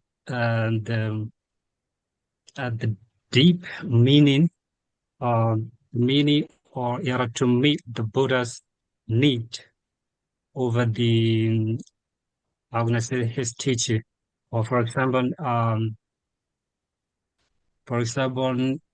we have Mahasatipatthana Sutta, and this is very common sutta, and what I'm saying is, I would like to recommend that in Myanmar, we have strong priority and compared to any other country, actually. So it is better for you to, approach the, how can I say, approach at era to more clear about your research. You can approach any CRO Ami Bande. You can discuss or ask them your, how can I say, what you are not clear in about your research. Because why I'm saying is in Thailand also here I'm learning in Thailand in Mahachulalangkor Rajavidyalaya University, and we also have some of the classmates who came to study Buddhist study actually, but they also like you. They also practice the yoga. Um, how can I say? They also train themselves, but Okay, they Bandit, feel please. Okay, Bandit, excuse yes, me. We have it in the face. So say the point, right? Say the point. So what do you want to say, please? yes, Because now yeah. we So so like we so like okay, okay. What I focus here is the depth of the meaning of original Pali. Because last week we have learned that the one word that I never know actually in the Mahasatipatthana Sutta. It is, how can I say, it is I have spent more than 10 years in Priyati monastery, but I never learned this one. What I'm saying is the depth of the meaning of Pali original word. So for example, in Mahasatipatthana Sutta, we have the Ewame Sutta Ekasamaya Bhagava Guru Viharati. So here I would like to focus Viharati. We use the present sentence, but it have more deeper meaning here. Why the Buddha emphasize or preach using the present tense. So yeah, this is what I would like to focus on the depth of the, I'm gonna say the deep meaning of the Pali Thank Pali you. language. Thank you very much, right? I think that Thank you. no need Thank to you. answer, right? This is information. Thank you for your information, right? Thank you. So Amanda, so thank you for your presentation. And all participants, thank you for your joining us. Now it's time to chanting Buddha Sasana Siddhanta Tritai to end up our program today. Right? So everyone, please, we were chanting Buddha Sasana. Buddha Sasana, Siran Dititu. Buddha Sasana, Buddha Siran Dititu. Sasana, Sira Buddha Deta, Sasana, Buddha Siran Dititu. Sasana, Sira Deta, Sadhu, Sadhu, Sadhu. Thank Thank you you, very much, Madam. AmaSu. If you got Hello, that answer, AmaSu